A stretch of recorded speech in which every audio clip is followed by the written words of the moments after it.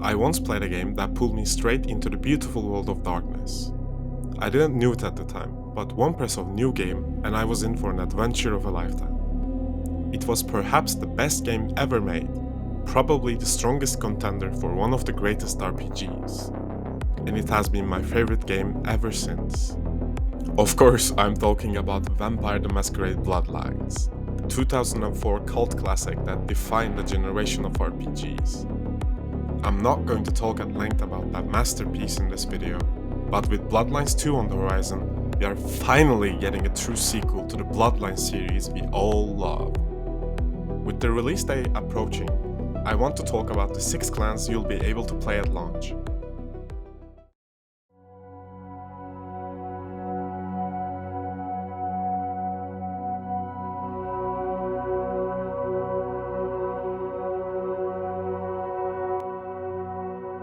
Known across the Knights as the Clan of Kings, the Ventrue are the Masquerade's aristocrats. Blue bloods who believe the right to rule is in their veins. If there's a throne in a city, chances are a Ventrue either sits on it or decides who does. They're among the founders of the 𝕮𝖆𝖕𝖊𝖕. They shape the traditions and turn the masquerade into policy. Their princes govern the cities like CEOs, keeping the mortal world calm and the undead world civilized, at least by their standards. Of course, every crown has a weight. The Ventrue Bane is their regal palate. They can only feed from a very specific kind of vessel they like, say, bankers, artists, or even a single specific family line. It's a nightly reminder that privilege is also a prison. The Clan of Kings wields 2 disciplines, Dominate and Presence. Dominate discipline allows control over another's thoughts and actions. Ventrue cultivate Dominate as the cleanest tool for rulership. Their other discipline, Presence, grants supernatural charisma that stirs awe, fear, love, or obedience. Where Dominate edits thoughts, Presence floods feelings. To put it simply, Dominate is how a Ventrue decides the outcome of a conflict.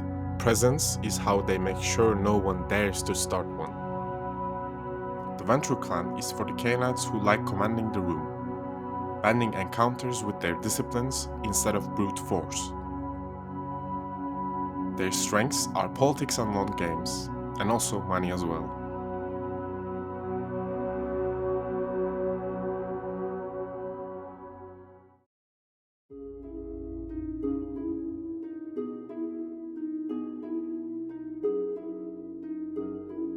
They are the clan of the Rose, artists, muses, critics, and connoisseurs who turn their eternal unlife into a living gallery.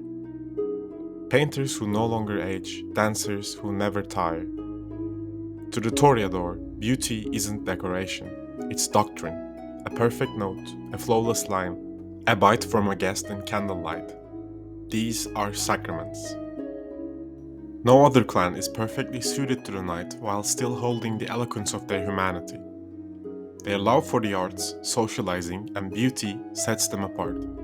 That's why they are my favorite clan. But every rose has a price. The Toreador Bane is obsession. The right song, the right face, the right brushstroke, and they stop. In a world of predators, hesitation is lethal. But they choose to risk it, because the sublime is worth bleeding for. The Toreador wield clarity and presence disciplines. Clarity gives them supernatural speed and precision that looks like a choreography rather than brute haste. They don't just move fast, they move gracefully. For the Toreador, motion is aesthetics. Clarity lets them turn combat, escape, or entrance making into a seamless performance. Much like Ventrue, Toreador also uses presence discipline. Presence is their native stagecraft. They make crowds lean in, rivals hesitate, and conversations drift exactly where they want. The Toreador clan is for the Canaanites who exalt art and aesthetics, ending conflicts with persuasion and seduction, and who display finesse in combat.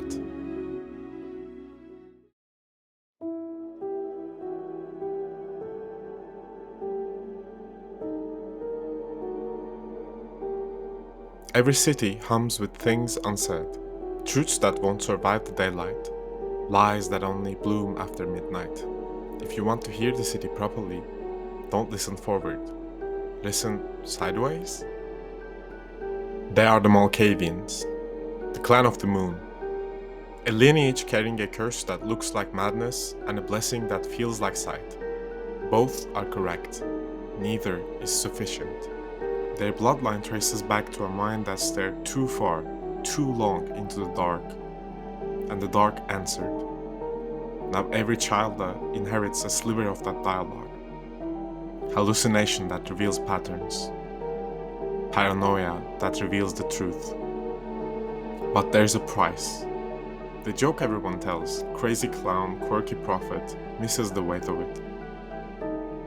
A Malkavian can read the room like scripture. They can stitch prophecies from radio static, and forget the sunshine is not a theory. Two disciplines define the Malkavian age, auspex and dementation. Auspex is perception unchained. Threads between people light up, and the city's heartbeat become a metronome for truth. Dementation is the Malkavian's signature discipline, the art of turning a mind's own logic against itself.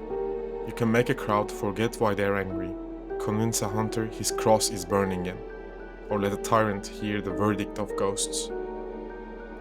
Malkavians embrace the already attuned, the pattern chasers, sideways listeners, and truth-haunted souls who can't stop hearing meaning in the static, and tune them further, until the music and the noise become the same song.